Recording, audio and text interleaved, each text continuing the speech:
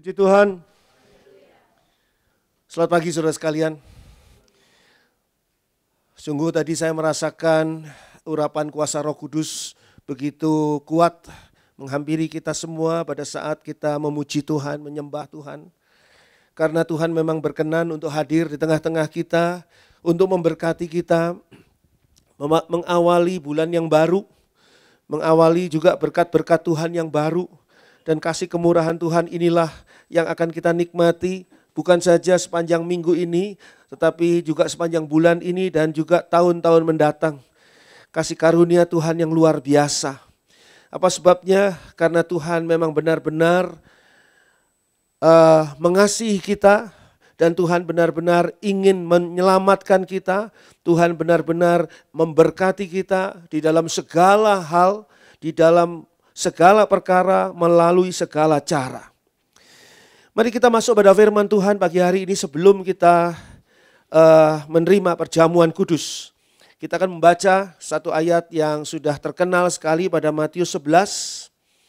Matius 11 ayat 28. Matius 11 ayat yang ke-28. Marilah kepadaku semua yang letih lesu dan berbeban berat, aku akan memberi kelegaan kepadamu. Apa yang membuat manusia hidup di dalam letih lesu dan berbeban berat? Saya ingin memberitahukan kepada saudara, mengingatkan kembali bahwa kita tidak diciptakan untuk hidup dalam letih lesu dan berbeban berat. Masih ingat kita bahwa Adam dan Hawa diciptakan dan disimpan oleh Tuhan di Taman Eden. Tidak ada letih lesu dan tidak ada beban berat. Sekarang hidup kita penuh dengan letih lesu dan beban berat. Banyak hal yang membuat kita letih lesu dan berbeban berat setelah Adam dan Hawa terusir dari Taman Eden karena dosa. Dosa sudah membuat manusia terjebak di dalam letih lesu dan berbeban berat. Sebetulnya itu kesalahan manusia itu sendiri. Manusia sudah memilih untuk melakukan dosa. Saya yakin Tuhan tidak pernah memaksa kita untuk melakukan dosa. Tapi kemauan kita sendiri yang membuat kita berbuat dosa.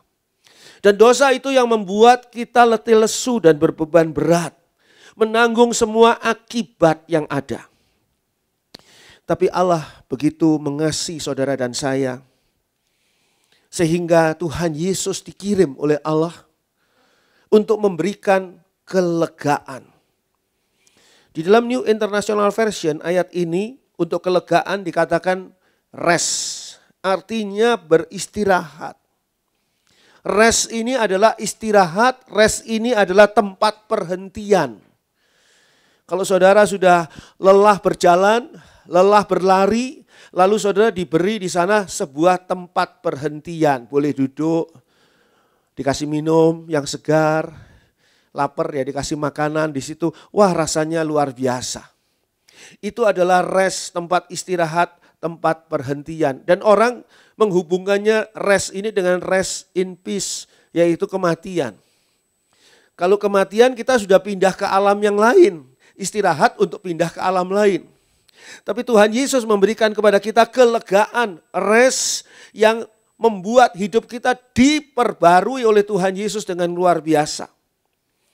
Rest, tempat perhentian ini menggambarkan sebuah sabat. Jadi sesungguhnya apa yang Tuhan Yesus katakan pada Matius 11 ayat 28. Marilah kepadaku semua yang letih lesu dan berbeban berat. Aku akan memberi kelegaan kepadamu. Aku akan memberi sabat kepadamu. Sabat adalah hari perhentian. Kita masih ingat bagaimana Allah memerintahkan untuk menghormati hari Sabat. Apa sebabnya? Karena hari Sabat adalah hari yang diajarkan Tuhan untuk perhentian. Ada orang yang tidak mau berhenti dari letih lesunya, dari beban beratnya.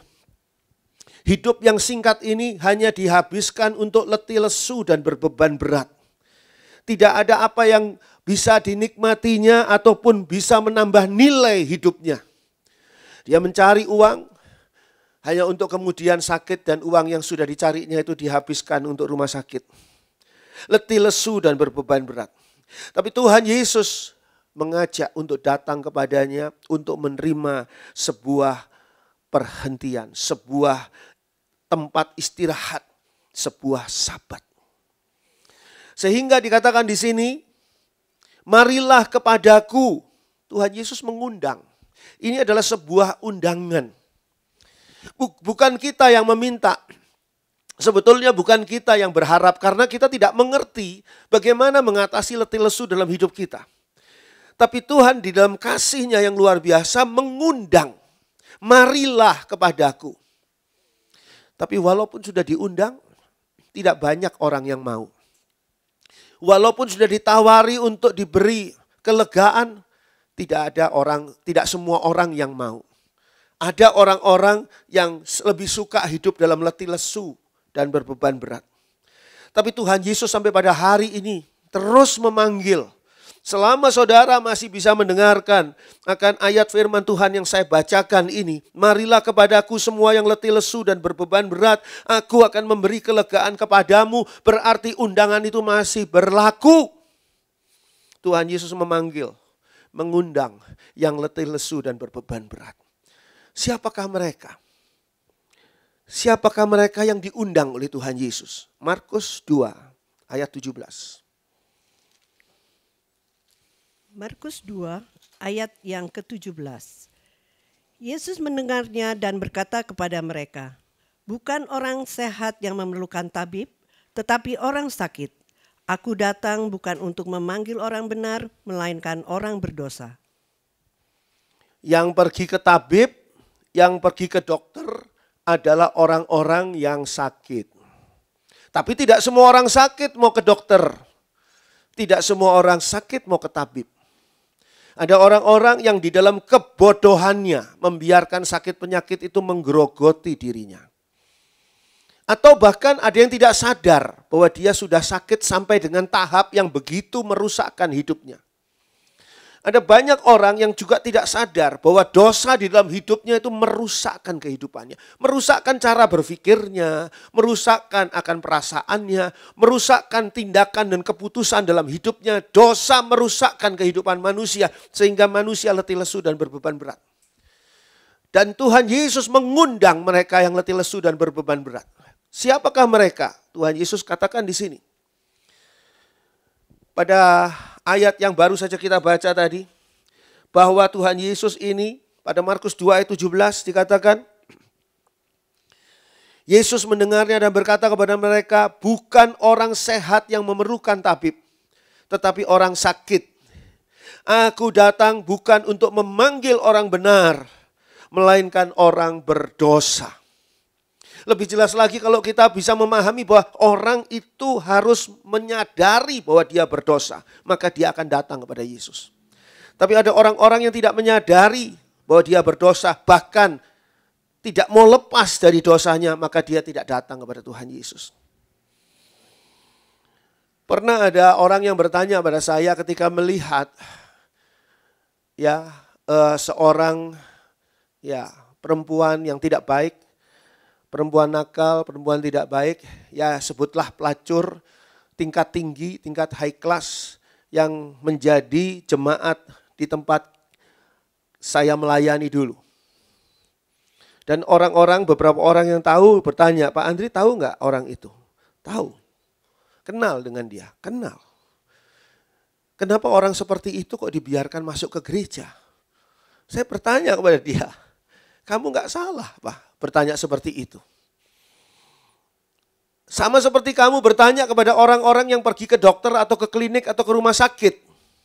Mengapa kok orang sakit dibiarkan masuk ke tempat itu? Kenapa orang sakit dibiarkan masuk ke klinik atau ke tempat praktek dokter atau ke rumah sakit? Kenapa? Ya karena mereka sakit dan mereka perlu disembuhkan. Perempuan itu adalah perempuan pendosa.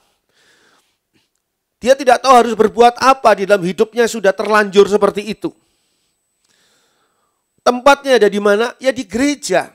Itu sebabnya saya heran sekali kalau ada orang yang sudah menyadari kesalahannya, dosanya, hidupnya yang keliru tapi tidak mau bertobat. Tidak mau datang kepada Tuhan Yesus untuk menerima kelegaan, kelepasan yang datangnya dari Tuhan Yesus. Tuhan Yesus katakan di sini, bahwa Tuhan Yesus itu datang untuk memanggil orang yang berdosa, bukan untuk memanggil orang benar. Memang kita mengerti tidak ada seorang pun yang benar. Tapi banyak orang yang merasa hidupnya benar. Sehingga mereka tidak merasa perlu Tuhan Yesus. Tidak merasa perlu panggilan Tuhan Yesus ini direspon, dijawab. Mereka merasa hidupnya benar. Tapi Tuhan Yesus dengan jelas mengatakan, bukan orang sehat yang memerlukan tabib, tetapi orang sakit. Aku datang bukan untuk memanggil orang benar, melainkan orang berdosa. Sehingga jika kita merasa kita ini berdosa, Tuhan, hidup saya ini sudah terlalu kotor. Hidup saya sudah terlalu banyak dosanya. Manusia saja tidak bisa memaafkan saya. Saya terlalu banyak salah langkahnya. Saudara adalah orang yang paling tepat untuk datang kepada Tuhan Yesus. Apa sebabnya? Karena di dalam Tuhan Yesus saudara akan mengalami pembaruan dari Tuhan Yesus. Saudara dilepaskan dari semua belenggu dan akibat dosa yang luar biasa. Kita mendapatkan pengampunan, kita mendapatkan penebusan yang luar biasa.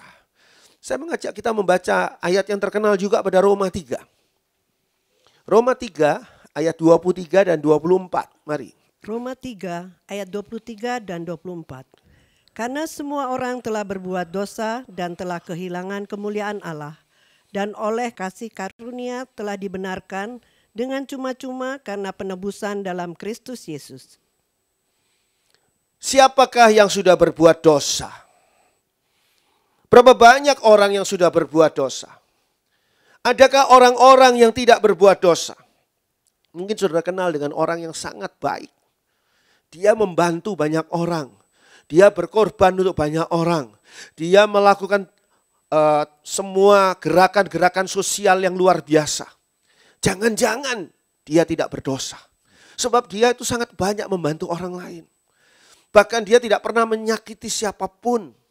Dia tidak pernah menyakiti binatang yang lemah pun. Gak pernah. Dia adalah orang yang baik. Mungkin saudara pernah kenal dengan orang-orang seperti itu. Siapa tahu mereka tidak berdosa. Tapi firman Tuhan katakan dengan benar. Firman Tuhan ini adalah mengatakan segala sesuatu dengan benar. Tidak ada hal yang salah ataupun disembunyikan oleh firman Tuhan. Pada ayat 23, karena semua orang telah berbuat dosa. Semua orang. Termasuk orang yang kelihatannya baik tadi.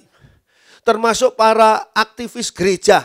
Termasuk para pengerja gereja. Termasuk para pelayan-pelayan gereja. Termasuk para hamba-hamba Tuhan, pendeta-pendeta. Semuanya sudah berbuat dosa. Dikatakan di sini, karena semua orang telah berbuat dosa.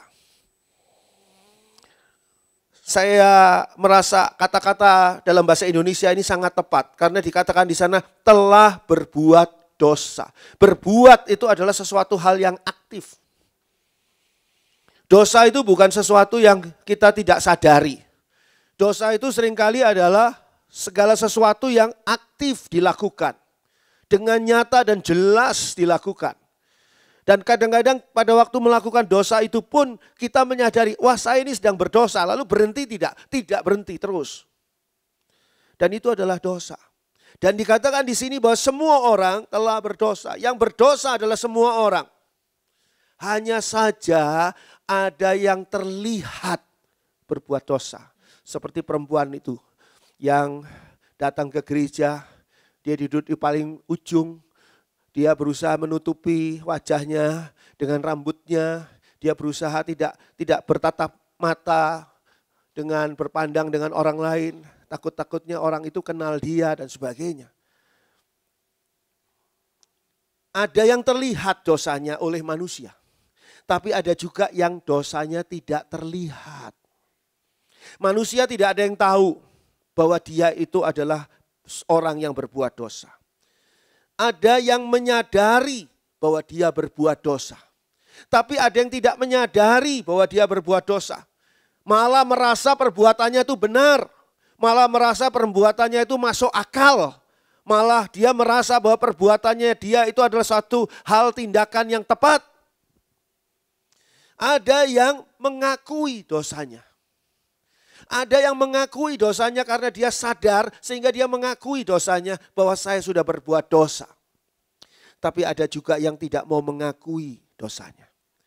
Bukan berarti orang yang tidak mau mengakui dosanya, yang tidak sadar akan dosanya, orang yang tidak terlihat dosanya, orang itu tidak berdosa. Oh bukan. Orang tadi berdosa tetap. Karena firman Tuhan katakan semua orang berdosa, berbuat dosa. Hanya saja ada yang tidak mengakuinya. Kita beri tanda dahulu pada Roma 3 ayat 23 ini. Dan kita nanti kembali ke sana. Coba simak sebuah kisah pada Yohanes 8. Agak panjang ini ayatnya, jadi saya harap Ibu Mary perlahan-lahan saja membacanya dengan konsentrasi yang penuh supaya bacanya sesuai dengan apa yang dituliskan di sana. Yohanes 8 ayat 2 sampai dengan ayat 11. Yohanes 8 ayat 2 sampai dengan 11. Pagi-pagi benar ia berada lagi di bait Allah dan seluruh rakyat datang kepadanya. Ia duduk dan mengajar mereka. Maka ahli-ahli Taurat dan orang-orang Farisi membawa kepadanya seorang perempuan yang kedapatan berbuat zina. Mereka menempatkan perempuan itu di tengah-tengah lalu berkata kepada Yesus, "Rabi, perempuan ini tertangkap basah ketika ia sedang berbuat zina. Musa dalam hukum Taurat memerintahkan kita untuk melempari perempuan-perempuan yang demikian. Apakah pendapatmu tentang hal itu?" Mereka mengatakan hal itu untuk mencobai dia, supaya mereka memperoleh sesuatu untuk menyalahkannya. Tetapi Yesus membungkuk lalu menulis dengan jarinya di tanah. Dan ketika mereka terus-menerus bertanya kepadanya, ia pun bangkit berdiri lalu berkata kepada mereka, "Barang siapa di antara kamu tidak berdosa, hendaklah ia yang pertama melemparkan batu kepada perempuan itu." Lalu ia membungkuk pula dan menulis di tanah. Tetapi setelah mereka mendengar perkataan itu, pergilah mereka seorang demi seorang, mulai dari yang tertua. Akhirnya tinggallah Yesus seorang diri dengan perempuan itu yang tetap di tempatnya. Lalu Yesus bangkit berdiri dan berkata kepadanya, "Hai perempuan, di manakah mereka? Tidak adakah seorang yang menghukum engkau?" Jawabnya, "Tidak ada Tuhan." Lalu kata Yesus, "Aku pun tidak menghukum engkau. Pergilah dan jangan berbuat dosa lagi mulai dari sekarang."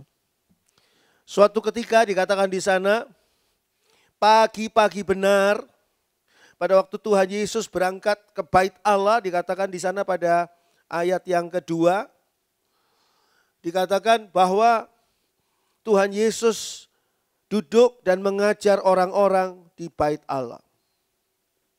Itu pagi-pagi benar. Maka ahli-ahli Taurat dan orang-orang Farisi membawa kepadanya seorang perempuan yang kedapatan berbuat zina. Zina itu adalah sebuah dosa dan semua orang tahu bahwa itu adalah dosa. Termasuk perempuan yang melakukannya ini. Mereka menempatkan perempuan itu di tengah-tengah. Tadinya orang-orang ini sedang perhatian pada pengajaran Yesus. Saudara bisa bayangkan Tuhan Yesus pagi-pagi benar berada di bait Allah dan seluruh rakyat datang kepadanya. Ia duduk dan mengajar mereka. Jadi tadinya konsentrasi semua orang itu pada firman Tuhan. Tapi ketika ahli-ahli Taurat ini bukannya mendukung apa yang dilakukan oleh Tuhan Yesus dalam mengajarkan firman Tuhan.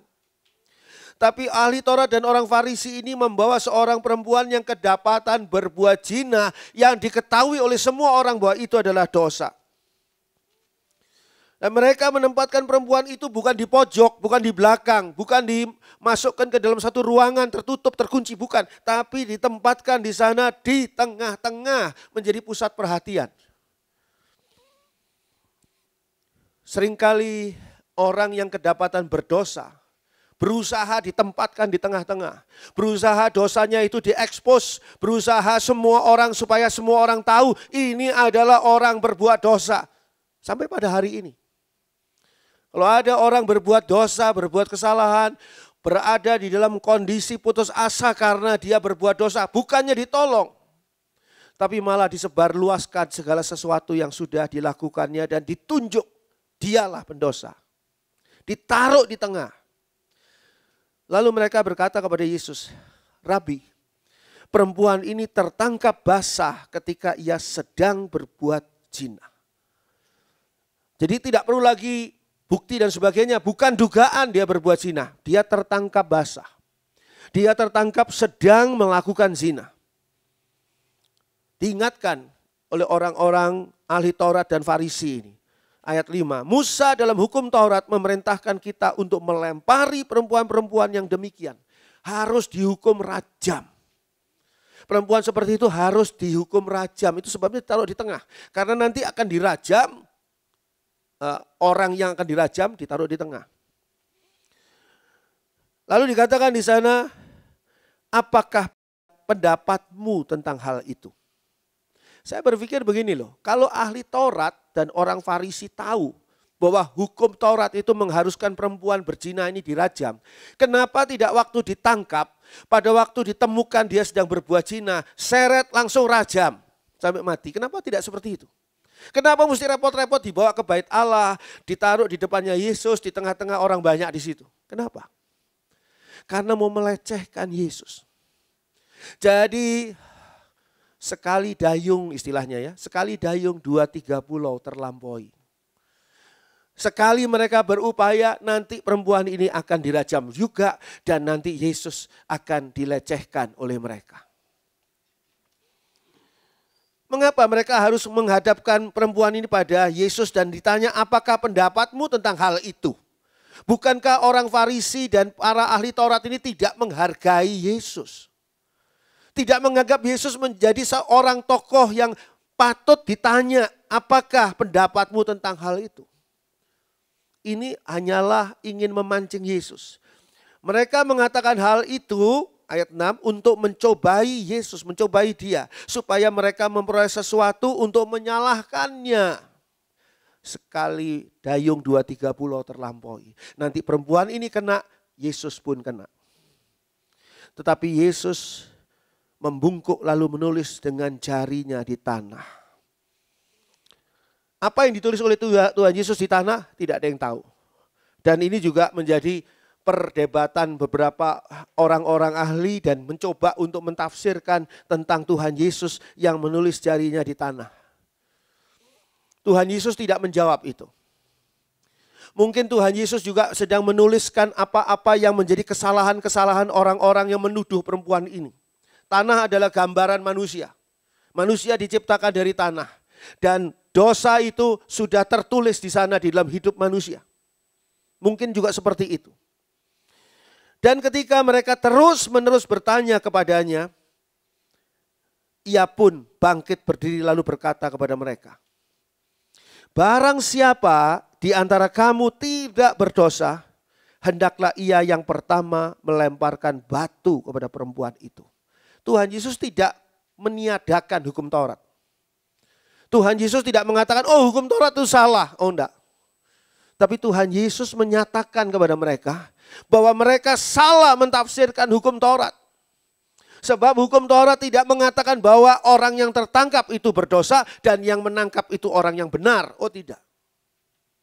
Itu sebabnya Tuhan Yesus mengembalikan situasi ini kepada mereka masing-masing. Barang siapa di antara kamu tidak berdosa, hendaklah ia pertama melemparkan batu kepada perempuan itu.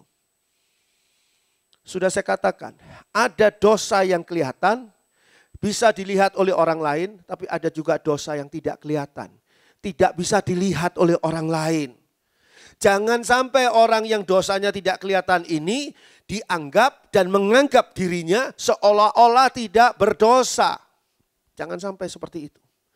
Karena mereka juga berdosa walaupun dosanya tidak nampak. Tidak kelihatan, tidak tertangkap. Sehingga Tuhan Yesus berkata, barang siapa di antara kamu tidak berdosa. Mereka mulai berpikir, iya ya, saya juga punya dosa. Berarti saya tidak boleh menjadi orang pertama yang melemparkan batu kepada perempuan itu. Tapi di antara orang yang berkerumun itu ada satu orang yang tidak berdosa. Ada satu orang yang tidak berdosa di antara semua orang yang hadir di situ. Dialah yang seharusnya berhak mengambil batu, melemparkan, merajam perempuan itu. Siapa dia? Yesus. Yesus adalah satu-satunya manusia yang tidak berdosa. Tidak ada dosa pada dirinya. Sehingga dia berhak untuk mengambil batu dan mulai menghukum perempuan ini. Dan kita lihat nanti. Sebab Tuhan Yesus di sini sudah mengatakan, barang siapa di antara kamu tidak berdosa, hendaklah ia yang pertama melemparkan batu kepada perempuan itu. Berarti Tuhan Yesus punya hak yang dinyatakannya sendiri melalui firman Tuhan. Dia menyatakan sendiri, dia mengingatkan kembali dan dia menunjukkan tentang aturan main yang benar. Lalu ia membungkuk pula dan menulis di tanah. Orang juga tidak berusaha membaca tulisan Yesus itu sudah menulis apa ya? Enggak. Karena apa? Pikiran orang-orang di situ sudah berpikir tentang perempuan ini. Apapun yang ditulis Tuhan Yesus tidak diperdulikan. Bahkan pengajaran Tuhan Yesus tadi tidak diteruskan. Karena apa? Karena sibuk mengurusi perempuan berdosa ini. Tetapi setelah mereka mendengar perkataan itu, ayat 9, pergilah mereka seorang demi seorang. Mereka sadar bahwa mereka juga berbuat dosa. Mulai dari yang tertua. Kenapa kok dari yang tertua? Karena yang paling tua paling banyak dosanya. Paling panjang umurnya, paling banyak dosanya. Panjang umurnya, banyak dosanya. Itu lagunya pada waktu dia ulang tahun. Anak-anak muda, apalagi anak-anak kecil, masih umur 1 tahun, 2 tahun, belum banyak kesalahannya. Apalagi yang baru 1-2 bulan, masih bayi, belum ada dosa yang dilakukan secara sadar. Jadi yang pergi dari sana adalah mereka yang dimulai dari yang tertua. Mereka pergi satu demi satu karena mereka menyadari, iya ya, saya juga berbuat dosa. Mereka mulai pergi meninggalkan perempuan ini. Itu sebabnya ketika seseorang mau menghakimi orang lain, dia harusnya bertanya pada dirinya sendiri, apakah saya orang benar yang layak menghakimi orang yang berdosa ini? Akhirnya tinggallah Yesus seorang diri dengan perempuan itu yang tetap di tempatnya. Kenapa kok Tuhan Yesus ada di sana? Dikatakan di sana, akhirnya tinggallah Yesus seorang diri. Saya berpikir, kemana nih murid-murid Yesus? Nggak masuk nih murid-murid Yesus. Tidak kerja nih murid-murid Yesus. Karena akhirnya tinggallah Yesus seorang diri. Dengan perempuan itu, kok perempuan itu jelas objek dosa. Yesus adalah orang yang berhak untuk melemparkan batu atas perempuan ini. Lalu Yesus bangkit berdiri dan mengambil sebuah batu dan mulai, bukan gitu ayatnya. Lalu Yesus bangkit berdiri dan berkata kepadanya, hai perempuan, di manakah mereka? Tidak adakah seorang yang menghukum engkau? Di manakah mereka? Perempuan itu menjawab, tidak ada Tuhan. Tidak ada. Mereka sudah tidak ada. Mereka sudah pergi. Tuhan Yesus tidak pernah mengatakan, jangan merajam perempuan ini. Oh, itu dia bertentangan dengan Taurat. Atau perempuan ini belum terbukti bersalah, bertentangan dengan Taurat. Faktanya jelas ketangkap basah. Tuhan Yesus tidak bertentangan dengan Taurat. Tapi Tuhan Yesus mengajarkan orang untuk membaca dan memahami Taurat dengan benar. Lalu kata Yesus ayat 11, aku pun tidak menghukum engkau. Tuhan Yesus ini adalah orang atau pihak yang punya kuasa untuk menghukum perempuan berdosa ini. Tapi Tuhan Yesus katakan, aku pun tidak menghukum engkau. Inilah rest, inilah kelegaan yang diberikan. Perempuan ini yang tadinya stres, tegang, diseret-seret dari sana. Dan mau dan nyaris dilempari batu. Orang-orang mungkin sebagian sudah ngangkat batu. Dia tegangnya luar biasa, hidupnya stres. Orang berdosa pasti stres.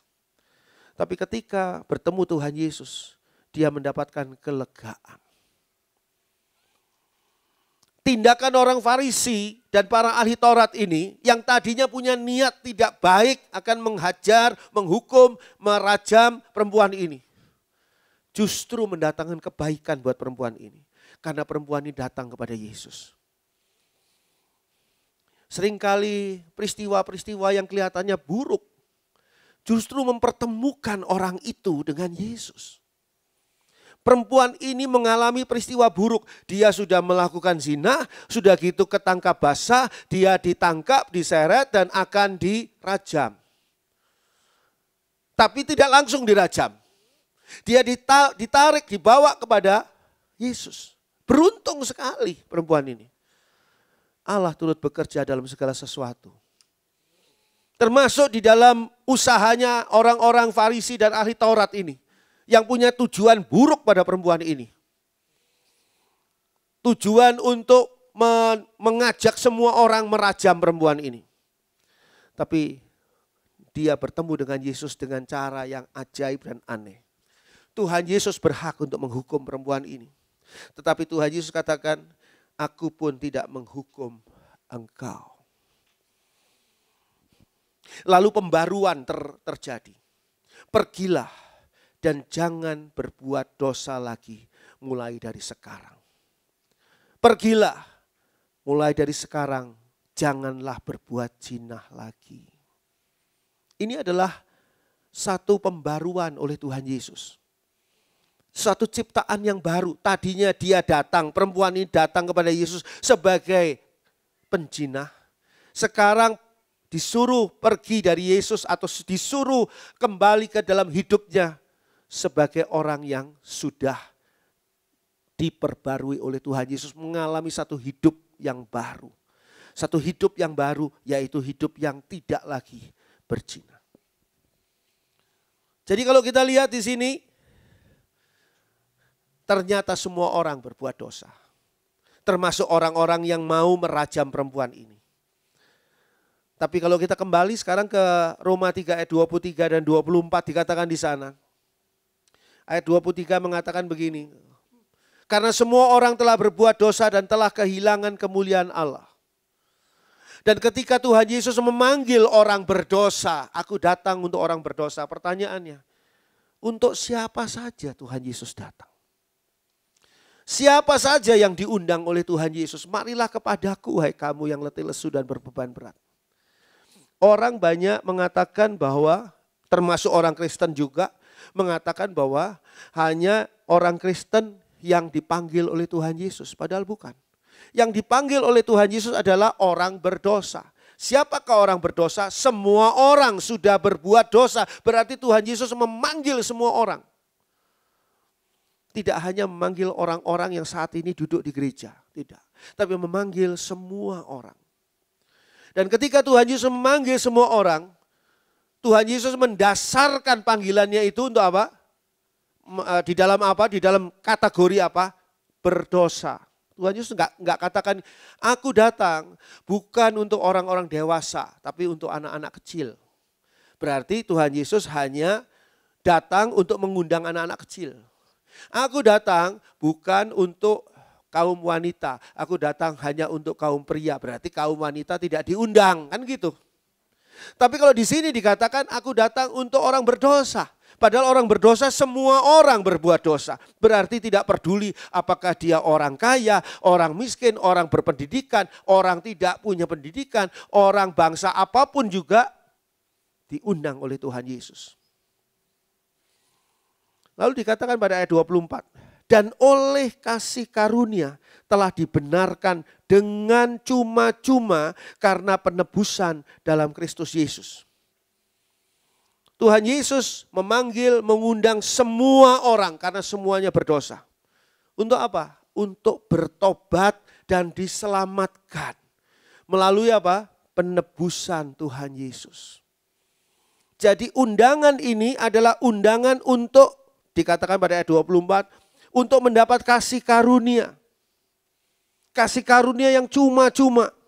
Dibenarkan secara cuma-cuma. Orang berdosa, perempuan tadi dilepaskan oleh Tuhan Yesus seperti sebagai orang yang tidak berbuat zina. Padahal dia berbuat zina. Dibenarkan karena penebusan dalam Kristus Yesus. Yesus yang bertanggung jawab ketika Yesus melepaskan perempuan itu. Yesus yang bertanggung jawab ketika Yesus melepaskan saudara dan saya dari dosa kita masing-masing. Sadarkah kita bahwa kita sesungguhnya sudah diselamatkan dan mengalami penebusan Tuhan Yesus? Saya ingin mengajak saudara melihat gambar tabernakel. Kita lihat gambar tabernakel, gambar pertama saja. Di dalam gambar tabernakel ini, sayang ini nggak bisa lebih besar ya.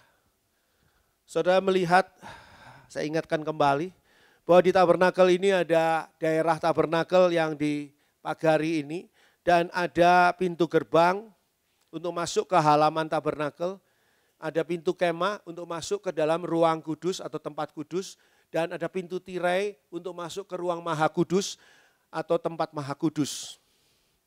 Tabernakel ini menghadap ke timur. Kenapa kok menghadap ke timur? Ketika Adam dan Hawa diusir dari Taman Eden, Adam dan Hawa pergi ke arah timur, pintu timur ke arah timur. Jadi timur ini adalah gambaran arah orang berdosa pergi. Sekarang tabernakel dibuka gerbangnya menghadap ke timur. Berarti apa? Ini mengundang orang-orang yang sudah berbuat dosa, yang pergi meninggalkan Taman Eden atau meninggalkan kasih karunia Allah karena dosa mereka. Sekarang mereka diundang untuk masuk ke dalam pintu gerbang tabernakel.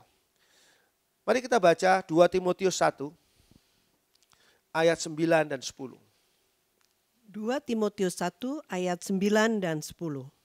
Dialah yang menyelamatkan kita dan memanggil kita dengan panggilan kudus, bukan berdasarkan perbuatan kita, melainkan berdasarkan maksud dan kasih karunia-Nya sendiri, yang telah dikaruniakan kepada kita dalam Kristus Yesus sebelum permulaan zaman, dan yang sekarang dinyatakan oleh kedatangan Juru Selamat kita Yesus Kristus, yang oleh Injil telah mematahkan kuasa maut dan mendatangkan hidup yang tidak dapat binasa.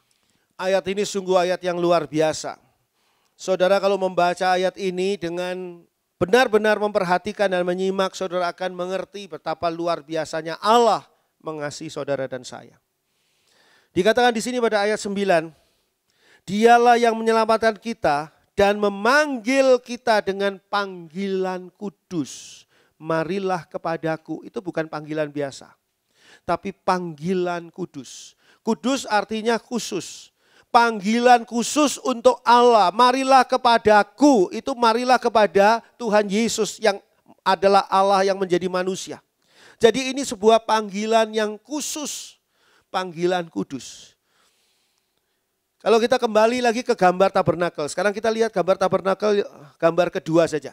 Ya, kita lihat di sini, ini agak kurang jelas tapi cukup lah ya.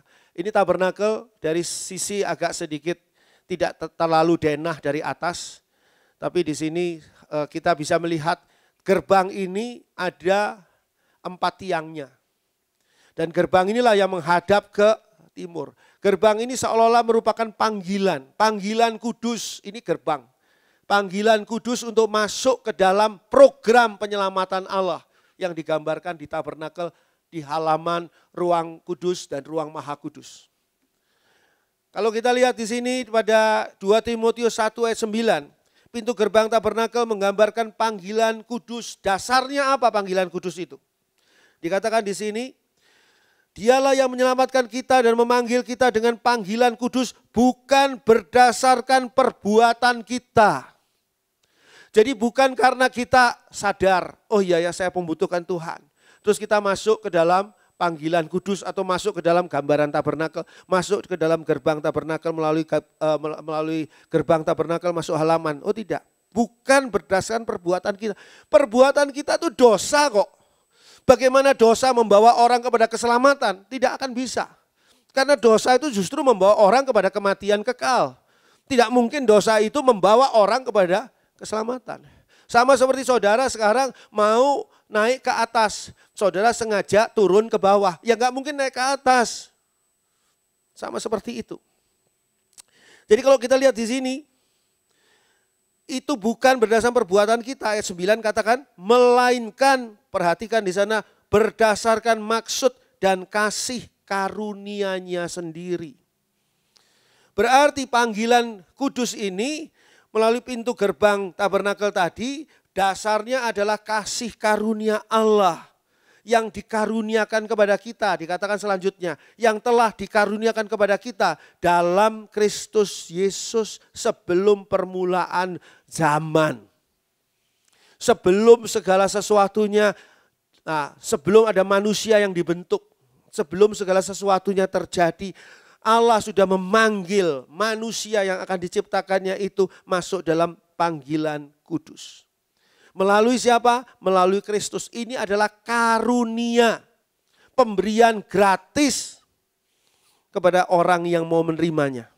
Sayangnya banyak orang yang tidak mau menerimanya. Dan mengatakan begini, waduh setelah saya jadi Kristen saya jadi dijauhi oleh teman-teman. Setelah saya jadi Kristen saya jadi dicuekin oleh sahabat-sahabat saya. Setelah saya jadi Kristen saya kok mengalami kerugian begini dan kerugian begini. Mereka mau membandingkan panggilan kudus Allah untuk hidup yang kekal dengan recehan-recehan dalam kehidupan ini yang tidak ada artinya. Apakah menjadi Kristen kita akan berkorban? Pasti. Saudara jangan mengira menjadi Kristen terus hidupnya tidak berkorban. Pasti berkorban. Karena Tuhan Yesus katakan orang itu harus memikul kuk. Orang itu harus mengangkat salibnya. Orang itu harus menyangkal dirinya untuk mengikut Yesus. Itu adalah berkorban, sudah pasti. Tapi kalau kita mengerti bahwa panggilan kudus ini adalah urusannya dengan hidup kekal kelak kemudian hari, kita tidak akan mau menukarkan hal itu dengan apapun. Sekali lagi saudara baca di sana ayat 9. Dialah yang menyelamatkan kita dan memanggil kita dengan panggilan kudus. Bukan berdasarkan perbuatan kita, melainkan berdasarkan maksud dan kasih karunia-Nya sendiri yang telah dikaruniakan kepada kita dalam Kristus Yesus sebelum permulaan zaman. Jadi Allah yang mengasihi kita jauh dari permulaan zaman, dari masa permulaan zaman sudah mengasihi kita. Allah yang sama tidak mungkin tidak mengasihi saudara dan saya hari ini di tengah-tengah COVID-19. Tidak mungkin. Jangan pernah berpikir Tuhan, kenapa Tuhan saya kok masih sakit terus? Saya kok masih punya masalah ekonomi terus Tuhan? Saya punya masalah keuangan terus, saya kok masih mengalami persoalan terus Tuhan dalam hidup saya ini. Jangan pernah kita berpikir bahwa Allah tidak memperdulikan saudara dan saya. Apa yang dipikirkan oleh perempuan tadi? Perempuan berzina tadi ketika diseret dari tempat dia berzina sampai ke depan Tuhan Yesus. Dia merasa tidak ada seorang pun yang membela dia. Mungkin dia adalah orang yang juga percaya kepada Allah. Tapi dia merasa bahwa Allah juga tidak peduli pada saya. Mana buktinya saya tidak ditolong oleh Allah. Padahal Allah sedang melakukan sesuatu yang dahsyat sekali pada orang ini. Karena perempuan ini akan dipertemukan dengan Yesus. Kita seringkali di tengah perjalanan suka mengeluh. Suka merasa bahwa ini tidak mungkin ada perbaikan. Tetapi sesungguhnya Tuhan sedang mengupayakan yang jauh lebih baik dari apa yang kita bisa bayangkan. Kalau kita lihat di sini, ini berdasarkan kasih karunia Allah yang dikaruniakan dalam Kristus Yesus. Saudara beri tanda dulu 2 Timotius 1 ini. Kita pindah dulu ke Ibrani 3 ayat 1. Ibrani 3 ayat 1. Ibrani 3 ayat 1. Sebab itu, hai saudara-saudara yang kudus, yang mendapat bagian dalam panggilan sorgawi, pandanglah kepada rasul dan imam besar yang kita akui, yaitu Yesus.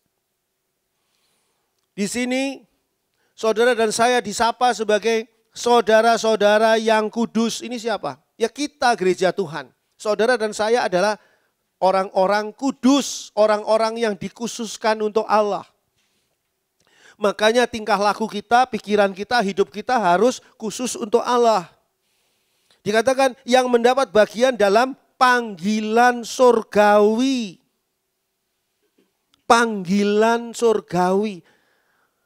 Saya pernah suatu ketika di sebuah airport di luar negeri tergopoh-gopoh berlari-lari. Karena apa? Karena nama saya sudah dipanggil untuk masuk ke pesawat.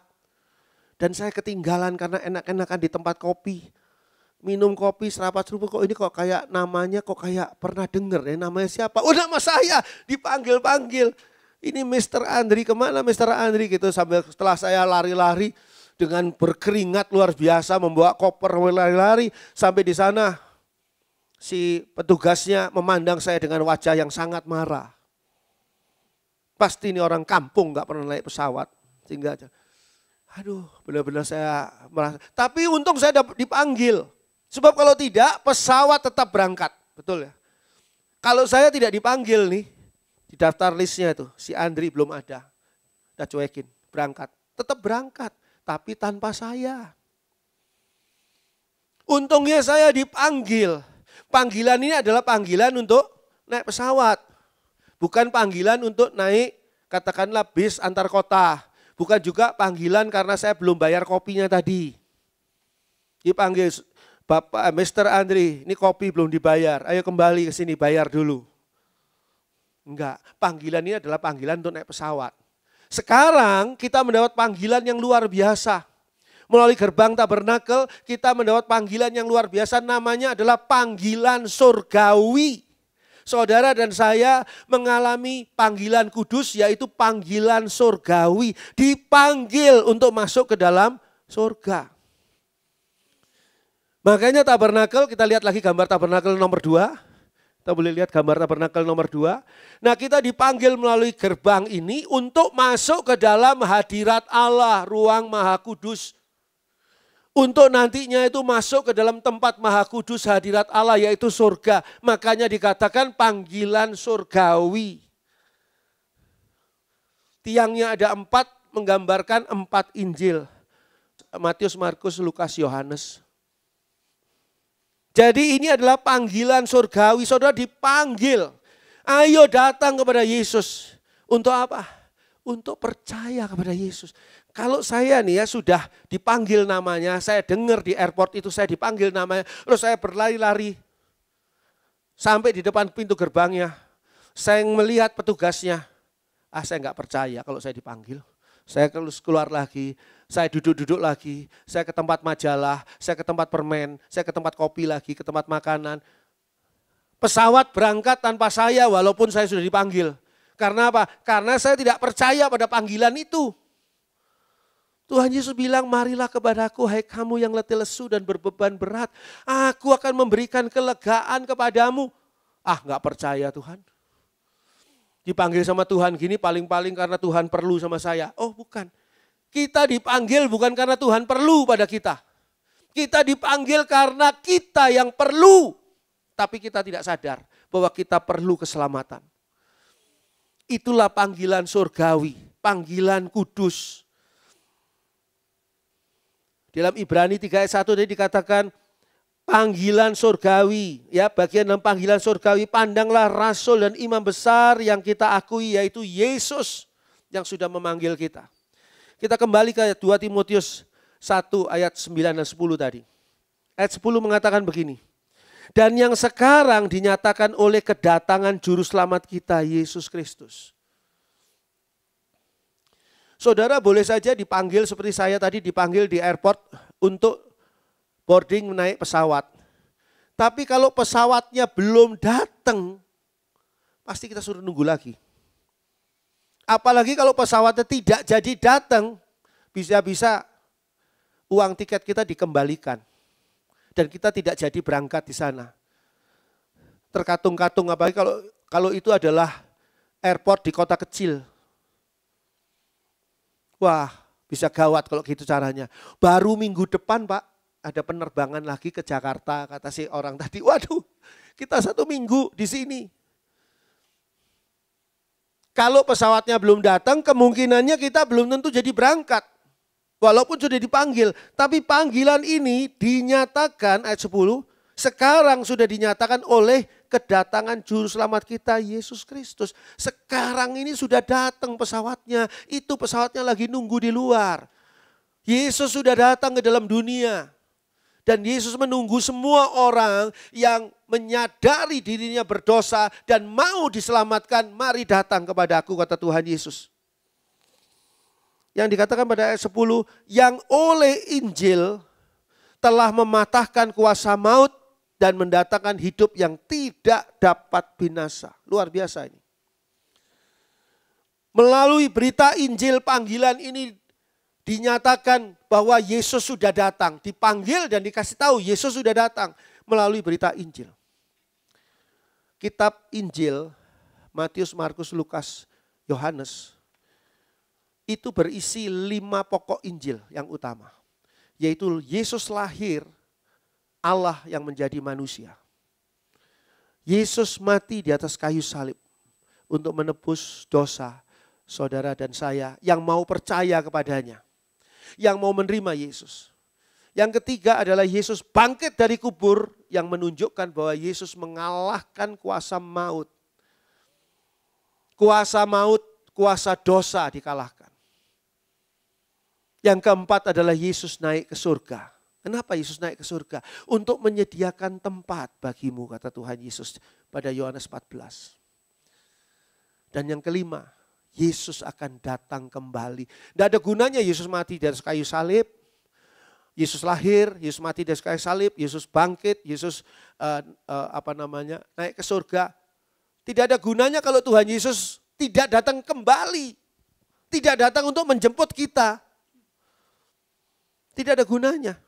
Tidak ada gunanya nama saya dipanggil di airport itu kalau pesawatnya tidak ada, tidak datang untuk terbang. Oh, pesawatnya sudah datang, Pak. Silakan Bapak boarding, saya boarding, naik ke dalam pesawat. Dan gak berangkat-berangkat pesawatnya. Saya tanya, kenapa ini kok gak berangkat-berangkat? Ya memang pesawat ini gak berangkat lagi, Pak. Ya ini begini terus sampai minggu depan. Waduh, saya nginep di pesawat kalau gitu caranya. Udah gitu AC-nya gak dinyalakan lagi.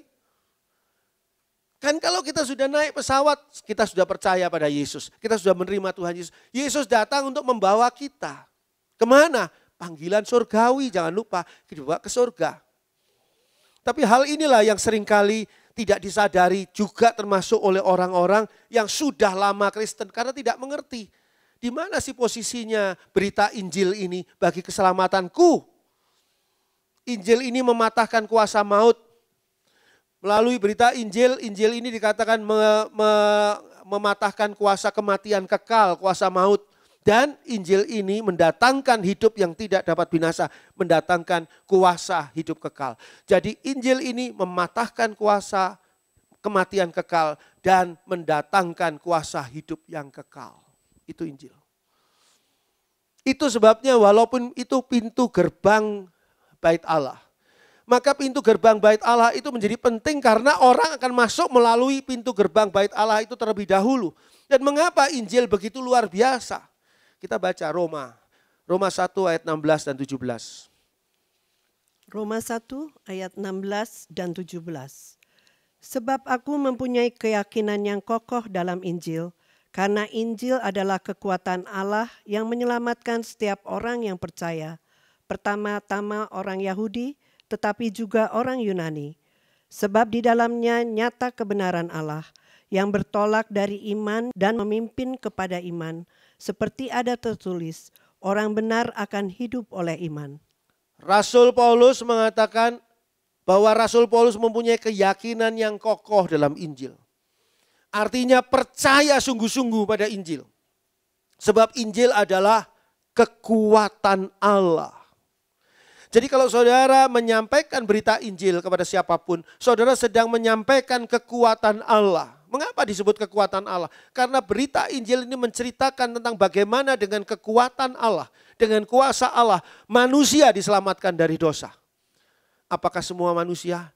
Tergantung dari mereka yang mau menerima Tuhan Yesus sebagai juru selamat. Tapi kalau mereka tidak mau menerima Tuhan Yesus sebagai juru selamat, mereka tidak termasuk bagian yang diselamatkan tadi. Ini adalah kekuatan Allah yang menyelamatkan setiap orang yang percaya kepada Injil. Sebab aku mempunyai keyakinan yang kokoh dalam Injil, karena Injil adalah kekuatan Allah yang menyelamatkan setiap orang yang percaya. Pertama-tama orang Yahudi, ya tetapi juga orang bukan Yahudi, yaitu Yunani atau alias orang-orang bangsa lain termasuk kita. Yang percaya syaratnya. Syaratnya bukan syaratnya yang bisa diselamatkan adalah orang Yahudi, oh bukan. Syaratnya adalah percaya. Injil itu diterima dengan percaya pada kekuatan Allah. Dan sejak saat itu hidup kita diubahkan menjadi hidup di dalam percaya, di dalam iman. Dikatakan sebab di dalamnya nyata kebenaran Allah. Di dalam Injil itu nyata kebenaran Allah yang diawali dengan iman. Saat kita masuk melalui pintu gerbang pintu gerbang tabernakel, menuju kepada iman.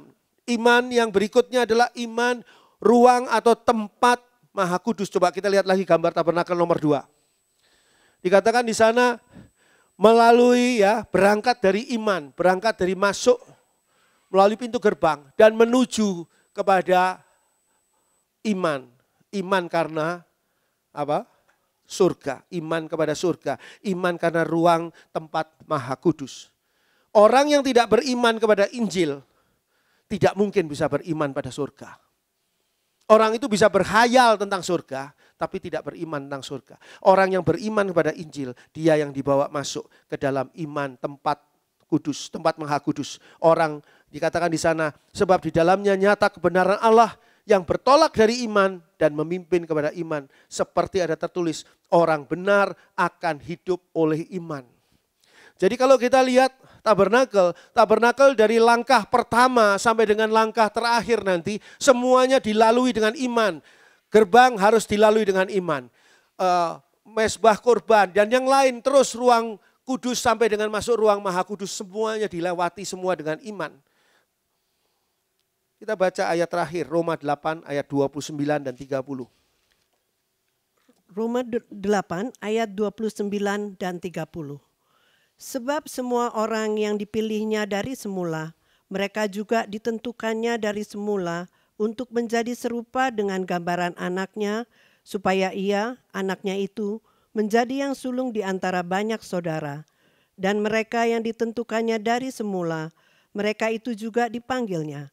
Dan mereka yang dipanggilnya, mereka itu juga dibenarkannya. Dan mereka yang dibenarkannya, mereka itu juga dimuliakannya. Banyak orang yang keliru di dalam mengartikan ayat ini. Karena ayat ini mengatakan begini pada ayat 29. Sebab semua orang yang dipilihnya dari semula, mereka juga ditentukannya dari semula untuk menjadi serupa dengan gambaran anaknya. Menunjukkan di sini seolah-olah Allah memilih sebagian orang untuk diselamatkan dan Allah membiarkan sebagian orang yang lain untuk binasa di dalam neraka. Kita tahu bahwa yang dipilihnya ini adalah mereka yang berdosa. Jadi kategorinya, syaratnya adalah syarat orang itu berdosa. Artinya mengakui dosanya, menyadari dosanya, mengakui dosanya. Orang berdosa yang membutuhkan Mesias, orang sakit membutuhkan tabib. Sebab semua orang yang dipilihnya dari semula. Sama seperti kalau saudara adalah dokter dan saudara membuka praktek. Apakah saudara memilih pasien saudara? Ya, memilih. Kenapa? Siapa yang akan menjadi pasien saudara? Orang sakit. Ngapain ini kamu sehat kok kamu datang ke saya? Kamu mah sehat, sana pergi. Pasti gitu. Tapi saudara bisa bayangkan kalau semua orang adalah sakit, berarti pasien saudara adalah semua orang ini. Siapakah yang sudah dipilih oleh Allah untuk datang kepada Tuhan Yesus untuk diselamatkan? Orang berdosa. Dan itu yang sudah dipilih. Dan kalau sudah dipilih dikatakan ayat 29. Mereka juga ditentukan dari semula untuk menjadi serupa dengan gambaran anaknya. Supaya ia anaknya itu menjadi yang sulung di antara banyak saudara. Yang sudah dipilih itu ditentukan. Kamu dipilih untuk menjadi serupa dengan Kristus. Kamu dipilih bukan untuk menjadi orang berdosa lagi, bukan. Tapi untuk menjadi serupa dengan Kristus. Sehingga di ayat 30 dikatakan, dan mereka yang ditentukan dari semula, mereka juga yang dipanggilnya. Dan mereka yang dipanggilnya, mereka juga yang dibenarkannya. Dan mereka yang dibenarkannya, mereka juga dimuliakannya. Kita lihat gambar nomor 2 dari tabernakel. Dipanggil, dibenarkan, dimuliakan. Dipanggil itu melalui apa? Pintu gerbang tabernakel. Dibenarkan melalui apa? Melalui pintu kemah tabernakel. Dan dimuliakan yaitu melalui pintu tirai tabernakel. Dipanggil melalui pintu gerbang untuk masuk ke halaman. Ya, lalu dibenarkan untuk masuk ke dalam melalui pintu kemah untuk masuk ke ruang kudus dan dimuliakan, yaitu masuk ke dalam hadirat Allah, ruang Maha Kudus melalui pintu tirai. Jadi kalau di sini saudara baca, dan mereka yang ditentukan dari semula, siapa yang ditentukan dari semula? Adalah semua orang yang berdosa yang ditentukan itu, semua orang. Mereka itu juga dipanggilnya masuk pintu gerbang. Dan mereka juga dipanggilnya itu akan dibenarkannya masuk pintu kemah. Dan yang mereka dibenarkannya itu mereka dimuliakannya. Di mana? Masuk ke dalam lewati pintu tirai. Tuhan Yesus memberkati kita semua. Puji Tuhan. Bapa dalam surga, kami mengucap syukur karena Engkau telah hadir di tengah-tengah ibadah kami dari permulaan hingga pada akhirnya.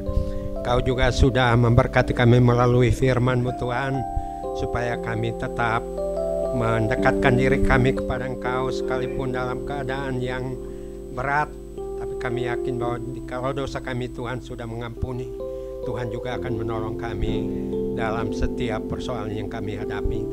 Bapa, kami mau bersyukur atas berkat yang Tuhan sudah curahkan untuk perpanjangan kontrak tempat ini.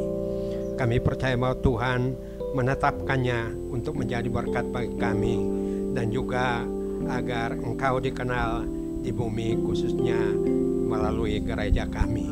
Bapa, kami berdoa Engkau berkati semua pelayanan yang akan dilakukan pada minggu yang akan datang.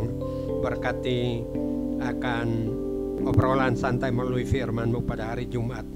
Tuhan tolong supaya acara ini semakin menumbuhkan iman kami semua yang ikut terlibat di dalamnya. Berkati juga pelayanan anak yang melalui online, juga orang tua, saudara-saudara kami yang tidak bisa beribadah.